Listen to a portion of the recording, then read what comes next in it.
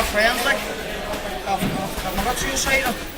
I've been there before, like, I've been in a little place, to be honest, like, I find talking to these people, like, going to like success and jams and stuff like that. I personally went to hurt myself. Big time, it helped me out a bit. I know there's a lot of boys my age maybe that feel like they speak up and let people know how they're feeling. Maybe they feel a bit embarrassed because they think they're hard men or whatever. It's not what it's about speaking out, letting people know how you feel and getting the help that you need. So, do you believe that sports may help anyone else who suffers from any depression or other mental issues? Do you think it would help them? Definitely, that's why I'm supporting this club so much. Because I truly, honestly believe that training's the way to do it. I mean, it makes you feel so much better about yourself, it rebuilds your confidence. As long as you're feeling physically healthy, and that's true, you are feeling mentally healthy. You think it's going to be a long road, you have to start somewhere, you know? I'm going to put this close to your face right now because of the radio and all. Oh, it's good lights, nice lights. Chrissy, why are you participating in sport against suicide? Well, I think it's three fantastic charities. You have CS Cans and then for Search and Rescue. So whenever I came up, I was glad to do it myself. In the past, I've used two of those myself, both Cans and CS. So I feel very strongly about them. And how are you finding training both physically and mentally for yourself? Fantastic. I could not train now more for mental health. Best thing, especially with the boxing, I think it's fantastic. Love it. It's great. We're participating in sports against suicide because it's a main issue in our city at the minute. I went through the path of nearly committing suicide myself and I've lost one of my best friends to suicide. So I feel that it's a good cause and that's why I'm participating in it. Boyle Search and Rescue, they helped me to be where I am today. If they hadn't stopped me, I wouldn't be here today. They sit in front of these attendees. They helped a couple of my friends from the foil, so we have a lot to take to Boyle Search and Rescue. Nikita, why are you participating in sport against suicide? I heard about it on Facebook and I think the main reason why I went first to my friend Andy committed suicide, and it was heartbreaking for all of us really. So most of the friends got together to do it. They raised money for the sports and they let people put their hands on it. So we're doing it for Andy as well. Why did you get involved with this sports against suicide? Well, basically what it was, the whole idea where sports against suicide came from was the United Community Membership Union, which both myself and Sean McGlinchey's members of, and the chairperson Sean's secretary. We had a branch meeting and we were discussing about the issues that we should be tackling, and something that's very close to Sean's heart, which he brought up straight away, was tackling the issue of depression, suicide, and mental illnesses, and something that the whole membership at the time jumped straight on and says, yeah, that's one of the top issues that Derry suffering from now. It's becoming quite an epidemic in Derry, as people take their lives.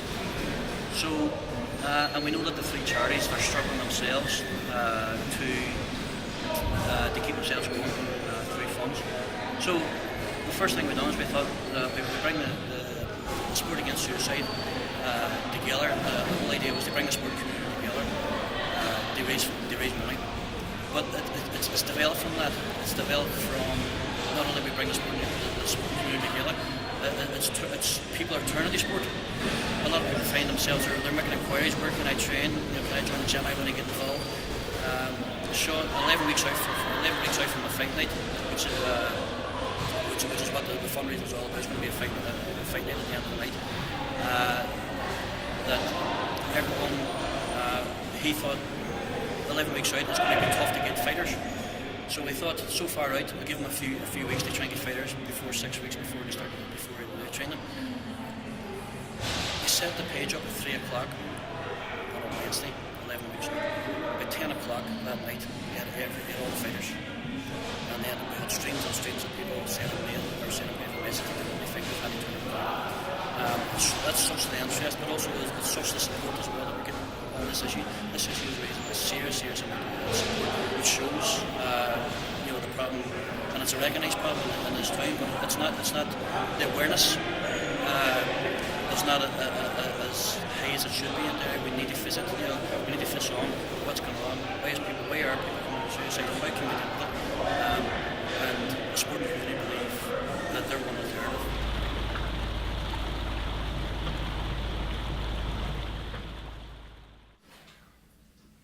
So Jeremy, you were saying your mother committed suicide. When was that? July 2009. And she was an alcoholic. Yeah. Was she an alcoholic, drinking alcoholically for long? Yeah, from I was a young enough age, she was drinking, yeah. Did that affect how you grew up? Oh, definitely. Because it was like, when she was sober, she was the nicest person, but when she was drinking, it was two different people. And it just affected, you never really had any, like, mother-daughter, like you would see, like going shopping and doing wee stupid things, like watching the DVD. You never had none of that because she was always drinking. And even, like, she was really good, she wanted to come off it, and she had tried. She was in the Northerns, she'd done 4 weeks in the Northerns, and she stayed off it for about maybe 2 months when she came out. I suppose that's an addiction too. She couldn't stop. It was her way of coping. That's what. You hear about her death? Yeah, well, she hung herself in our house, and I was in my own flat that day, and I got a phone call from one of the neighbours. One of my friends, my childhood friends, primary school and secondary school, all together, and it was her came on the phone and she told me, because I knew there was something wrong, and I refused to go over until they told me. And when I went over, I seen first it was the living room window was open, and I said to my friend, I'm going to go on that window, I wanted to see her. But when I went up closer, I realised the key was in the front door. So I went in, and she was still on the stairs. It was the stairs where she'd done it, and there was a white sheet over her. But to me, I thought I closed the front door. But I went in and I pulled the sheet back from her. That was grand, and I walked back out, and somebody shouted, "Grab her, she's going to collapse." My friend said she had to grab me, but after that then she informed me that I went in and the door was open, and I'd walked out and apparently had nearly collapsed when she grabbed me. And she's only a wee small fine thing, like, says it really was a dead weight, but it was, I don't know, like, as in the street, it must have shocked and numbed. There was people talking, and I actually laughed with nerves after I seen my mommy, like she was still hanging. When I seen her, I actually laughed with nerves, and I had to phone my brothers to tell them, and they hung up, and then the youngest phoned back and asked, was she dead? And I was like, well, obviously, what do you think? But I think he was hoping for a miracle that she wasn't dead, that maybe she was caught in time. But Miracle that day? yeah.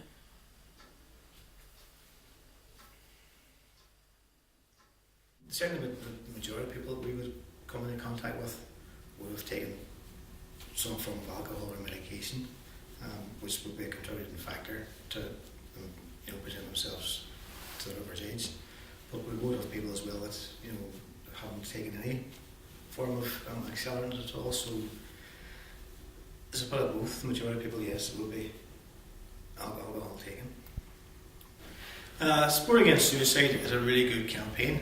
I think it's probably the first one of its kind that I've ever heard of, and as well as being a fundraiser, more importantly, it's actually about raising awareness of mental health issues, and specifically the fact that to try and encourage people to get more involved in not only sport but probably exercise as well, because it's proven that light exercise, getting involved in sport, can lift your mood, it can improve your well-being as well. What we find within Fire Search and Rescue is that a lot of people that we would come across and talk to, you would see a relief from them, that you're prepared to talk to them and ask them that difficult question. You know, about whether are you feeling suicidal, are you feeling down, and for a lot of people, it's the first time someone's had the courage to actually ask them out loud, because there's this fear among some people that you shouldn't mention the word suicide, and you should, because people should talk, people should ask those difficult questions, and for a lot of certainly young people, they want to talk, they want people to listen to, and that we feel can make a real difference. Big shots playing inside a nightmares. They don't go away.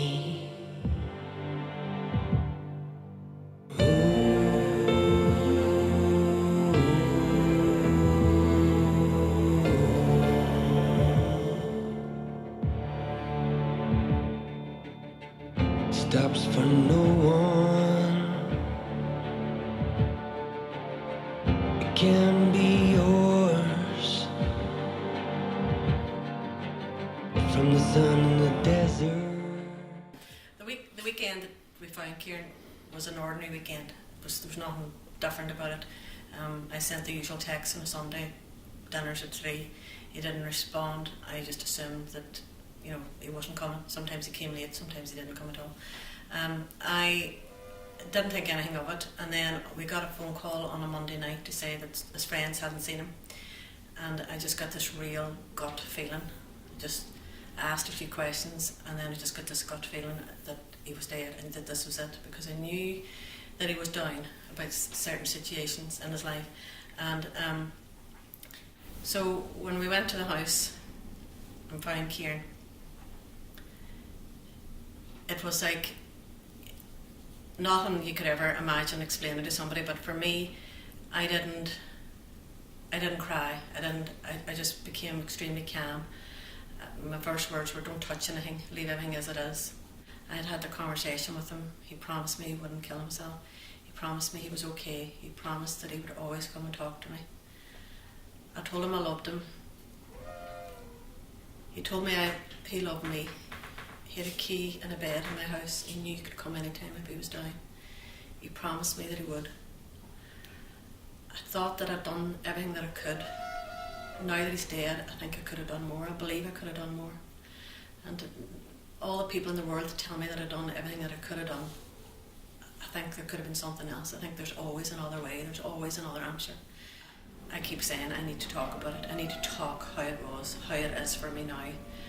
And that's the way I ended up, that I decided I'd gotten involved with Cycle Against Suicide a few years ago with homestays, and then I decided anyway that I was going to do homestays this year. And then I thought, well, maybe I'll take up cycling, maybe I'll do a day cycling. So that's how it started. And family said, you're mad, you're overage, you're overweight, you're too old, you're overweight. You know, you need to catch yourself on. And that was like a red rag to a bull. I thought, well, I'm going to Definitely going to do it, going to cycle. The cycle against suicide starts in Dublin, and it does the whole of Ireland. It's 1,400 kilometres, which is about 840 miles. It finishes in Belfast. Sorry, that's totally wrong. It starts in Belfast. It does 1,400 kilometres, 840 miles, and it finishes in Dublin on the 10th of May. So halfway through the cycle, I'll have turned 55. So I'm a menopausal, overweight 55-year-old woman taking on a huge challenge. Sounds like the best time to do it. Sounds like the best time to do it, I think. On the shore.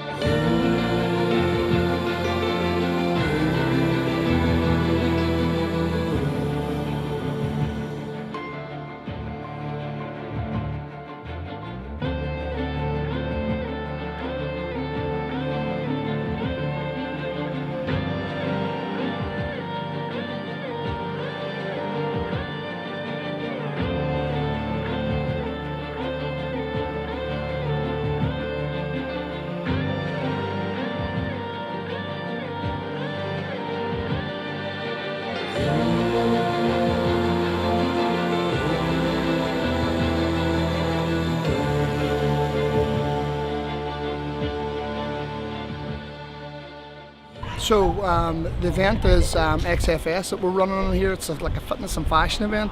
It's about physique basically, and beauty, and like the whole fitness aspect of modelling. Yeah, but we've brought sports against suicide into the mix because I just think it's an amazing cause. I think taking the two together, linking sports with suicide is unreal, because firstly, there's nothing better than helping for depression and actually getting out there and getting into physical activity, raising them serotonin levels, making yourself feel better, and get sport involved in it to raise funds for it. I mean, everyone loves taking part in sport. What better way to actually raise some funds? And hopefully in here today we've 700-800 people come to watch this event, that when they pass by and they see the sign, they see the banner, they see the t-shirts, that hopefully it raises a bit of awareness for the cause. We have a lot of support out there, but a lot of hard work that's gone into this. And the event's coming up on the 24th, was it, the dinner? The dinner event's on the 24th, and this will be highlighting the three vital charities that we have, that we are supporting and fundraising for, which is Fall Search and Rescue, Zest and CAMS. On this night there'll be entertainment and a meal. There'll also be vital information on what the charities do and our aims for sport against suicide in the future. All the money we raise will go towards the three charities in question. As far as we knew, there never was a problem either, and we didn't know anything. He never felt low, or he's working on me in Kildare.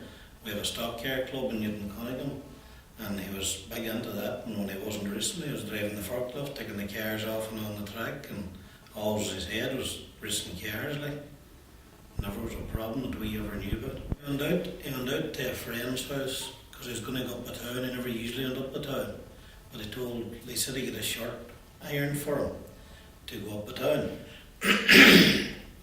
He says iron the shirt, and that's alright. Well, he went out the door laughing and carrying on as usual. Went up to the friend's house. He never came back for the shirt. First news we got, we were away at Letterkenny at a pre-wedding thing, and the first news we got, Adrian had jumped off the bridge. It was seen by a taxi driver.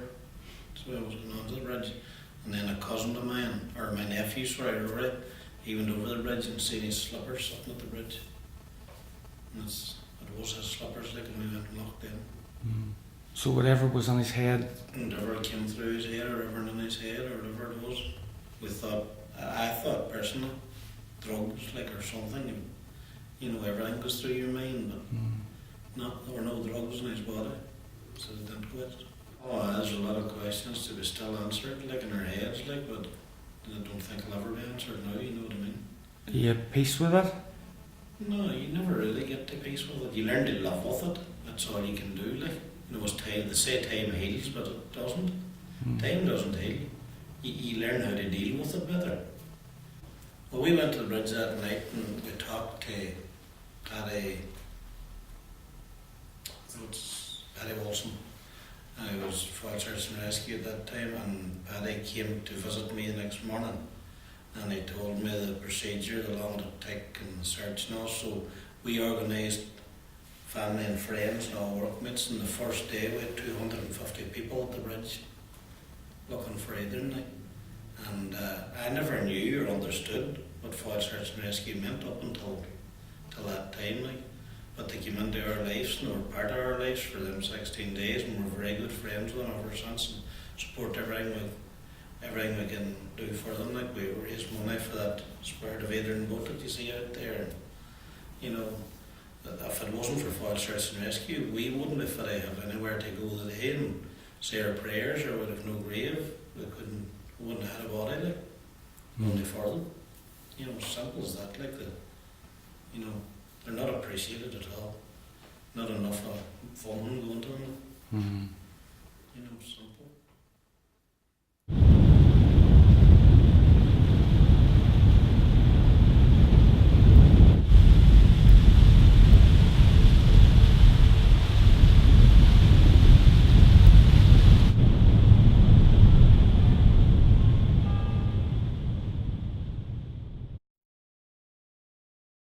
I was out from a Monday to a Friday, and I was on the hospital from a Friday to a Monday.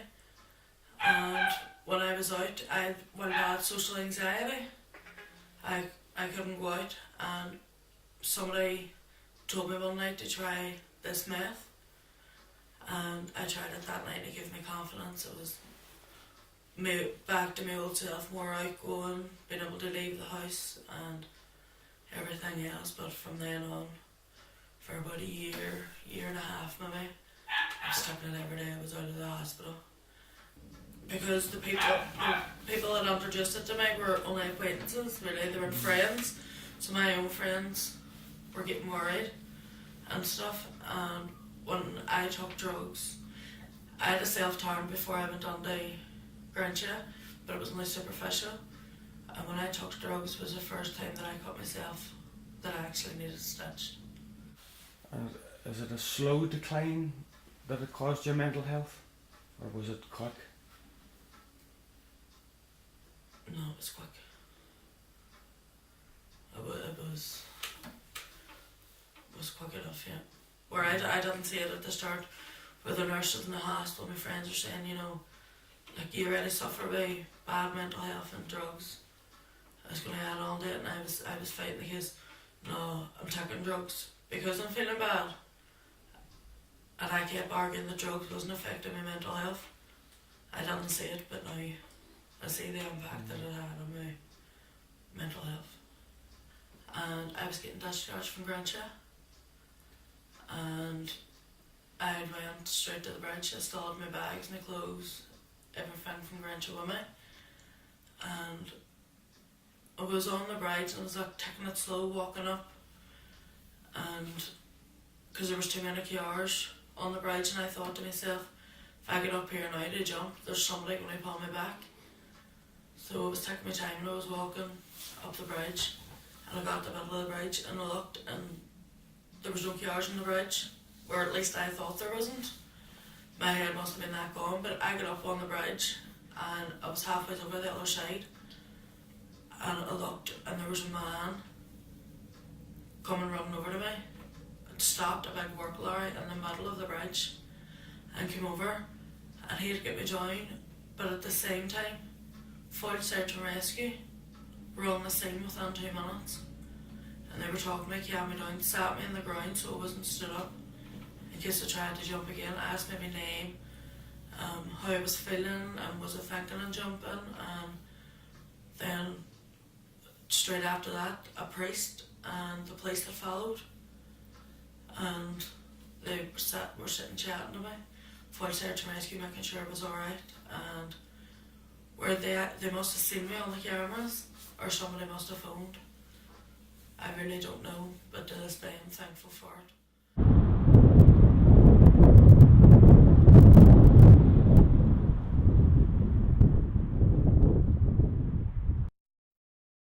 They contacted us to sort of invite us on board. They look at, suppose, a fundraising event which they were planning, and they thought, I suppose, CES, one of the agencies, along with World Search and Rescue and CAMS, were very much active community services that was really dealing with people on the front line who were self-harming or suicidal. So when we had seen this opportunity, we thought it was a great opportunity, not alone just to create the awareness, but to be able to deliver service to a broader member of our community, because we know the number of suicides within the Western Board area. We know that alcohol and suicide is very prevalent in young men. And I suppose that this whole day's event is about fitness and health. But what we also realise is, you know, people who look fit and probably do a lot of fitness doesn't mean they don't suffer from, you know, psychological distress or mental health, because this can touch anybody. Suicidal thinking and suicidal behaviour is a behavioural response to people not feeling okay about themselves. So the work that we do within CES is really the counselling work and the training in this area, so that people really can live more healthier, I suppose, fuller lives, and deal with the stress that either leads to depression, leads to attempted suicide, leads to self-harming. CAMS was set up in 1994, and initially it was a meeting that was held locally here in our city, and it was held in the Gilta in Derry, and it was a lot of interested people from the community, both statutory, voluntary, and the community at large was very interested about the increase on stress and mental health and how it was impacting on a lot of people in the city. As a direct result of that public meeting, the project CAMS originated, and CAMS is an acronym for Community Action for Locally Managing Stress. So we're well into our 20th year, and the project is seeing a significant increase, particularly in young people presenting to the centre here with ongoing problems associated with depression, self-image, low self-esteem, and some of the young people presenting with quite suicidal tendencies. Some of our people as well have become counsellors here, have also engaged in helping us with youth services. I suppose firstly we totally welcome this opportunity to thank Sport Against Suicide for inviting CAMS to be part of it. Like many groups in the city, whilst we're doing sterling work, funding is an ongoing problem. As we're doing it to raise money here for these charities. These charities need it, like, they need all the help we can get because we need them to stay here. Because we call it Sport Against Suicide, but suicide has become a sport in Derry, so it seems, and it needs to be changed as soon as possible.